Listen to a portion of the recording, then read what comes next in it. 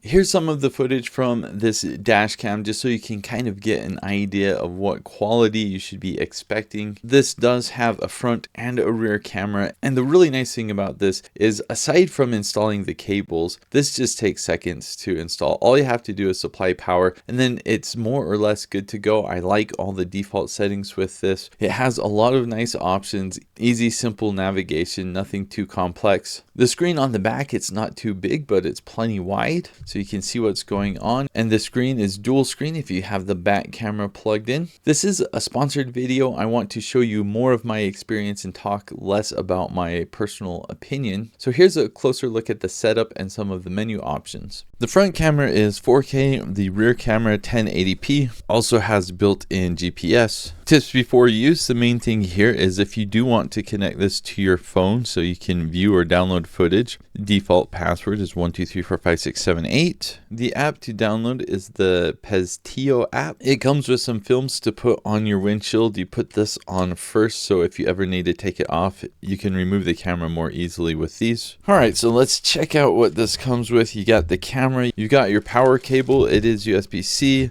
You got a tool for helping you to conceal the cable.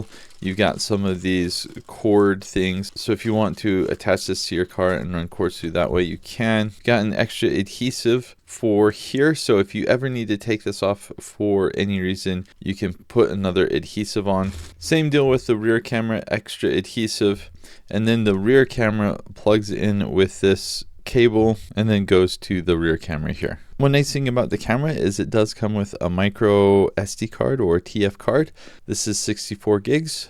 Let's plug this into power so we can check out the navigation. We've got the navigation buttons down below here. That's kind of a cool logo. It is not touchscreen, so we'll have to use this navigation and press OK. So as soon as you plug it in, it is recording. And then if you plug in the rear camera like this, then it does a split screen. Hey, how's it going? Kind of like that split screen, but for the sake of setting things up, let's just do the one camera. We'll go ahead and stop here, go to the menu, and I'll just run over the more important things. You've got a lot of options for resolution. I do appreciate that it lets you do 1080p if you want to go with that lower resolution to save on space. If you get in an accident or go over a big bump, there is sensitivity for saving in a different folder. I do like having as much watermark information as possible. The more data, the better in my opinion, and that is on by default. You've got some parking monitor options. Oh, this is cool. You can actually do time lapse if you are in parking monitor mode. So let's go ahead and turn that on. And for parking monitor, you've got low, medium, and high. I'll go ahead and do low. You can also set a duration up to 2 days. Let's check out system settings. So here we can set up different Wi-Fi things, a speaker volume. We can turn on a screensaver after a certain while, and the date is already set accurately. You can also do playback here if you don't want to use your phone. Honestly, this is a really easy setup. I think the defaults are good. You could just install this in your car and be good to go.